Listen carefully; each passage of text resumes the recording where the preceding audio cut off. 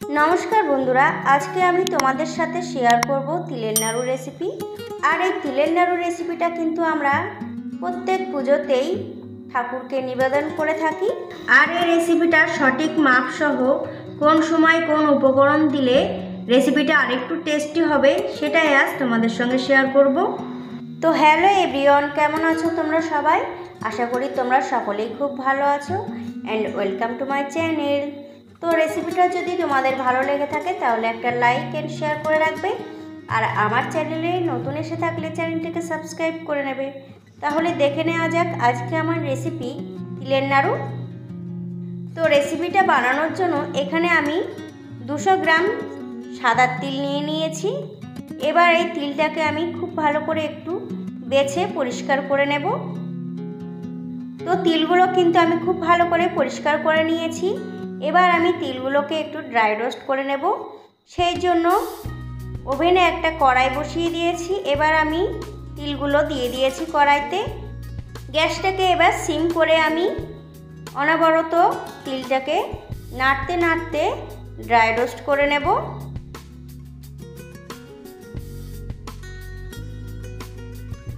আর তিলটা যতক্ষণ না হালকা ব্রাউন কালার আসছে ততক্ষণেই কিন্তু আমি ড্রাই রোস্ট করে নেব। তো তিলটা কিন্তু আমার ড্রাই রোস্ট করে নেওয়া হয়ে গেছে। আমি একটু তোমাদেরকে কাছ থেকে দেখিয়ে দিচ্ছি। কালারটা কিন্তু ঠিক এরকম আসবে, তখনই কিন্তু গ্যাসের ওভেনটাকে আমি অফ করে দেব। দেখতেই পাচ্ছ কালারটা কেমন এসেছে। হালকা ব্রাউন কালার আসবে তখনই কিন্তু অফ করে দিতে হবে গ্যাসটাকে।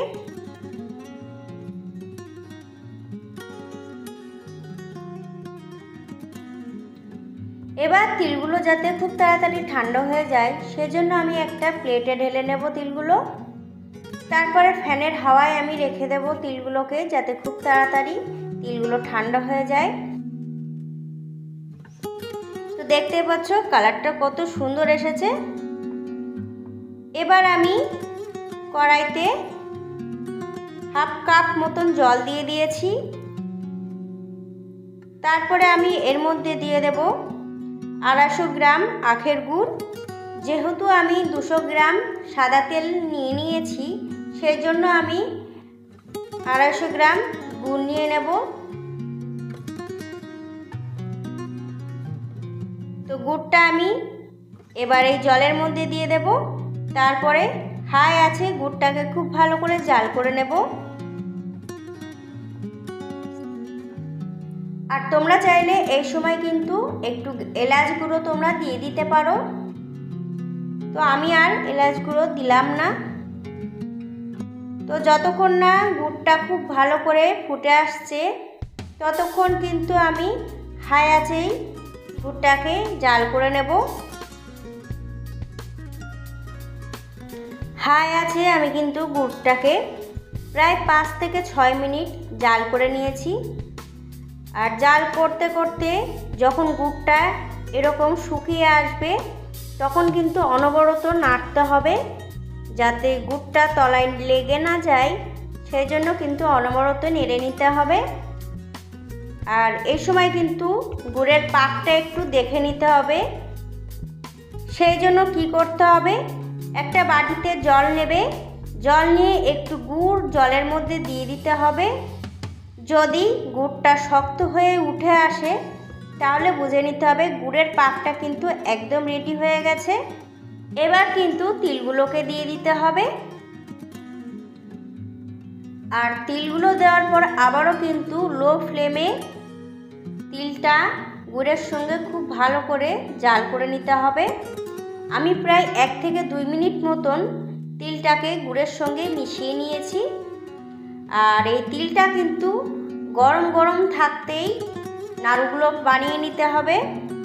তিলটা ঠান্ডা হয়ে গেলে কিন্তু নাড়ুগুলো একদম আর বানানো যাবে না।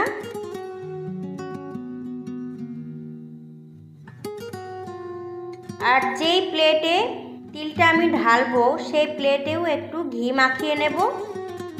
এতে করে কি হবে, তিলটা আর ঠান্ডা হয়ে গেলে শুকিয়ে যাবে না। প্লেট থেকে কিন্তু ইজিলি তিলটা উঠে আসবে। তো তো আমি প্লেটে একটু ঘি মাখিয়ে নিয়েছি। এবার এই প্লেটের মধ্যে আমি তিলটাকে ঢেলে নেব।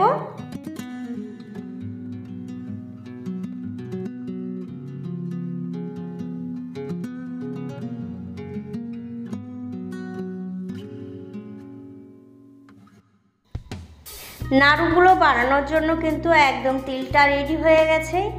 এবার আমি কড়াই থেকে প্লেটের উপরে নামিয়ে নেব।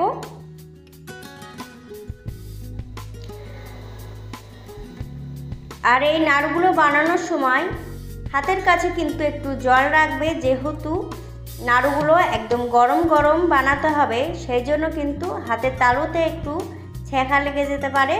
সেই জন্য হাতের পাশে যদি একটু জল রেখে দেওয়া হয়, তাহলে বারে বারে একটু জল দিয়ে নিলে কিন্তু আর সেটা হবে না।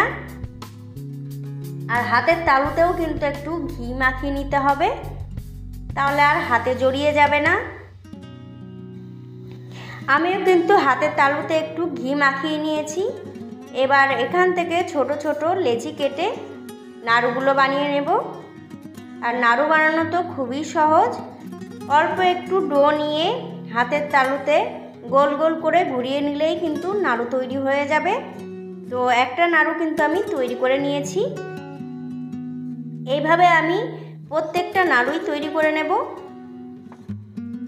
তো আর একটা নাড়ু আমি তৈরি করা দেখিয়ে দিচ্ছি। প্রথমে আমি প্লেটেই একটু গোল শেপ দিয়ে নিয়ে হাতের তালুতে নিয়ে নিয়েছি। এবার গোল গোল করে ঘুরিয়ে নিলেই কিন্তু নাড়ু তৈরি হয়ে যাবে। তাহলে বন্ধুরা, তিলের নাড়ু বানানো কতটা ইজি তোমরা নিশ্চয়ই দেখতে পেয়েছো। এইভাবে কিন্তু তোমরাও তিলের নাড়ু বানিয়ে ভগবানের উদ্দেশ্যে নিবেদন করতে পারো।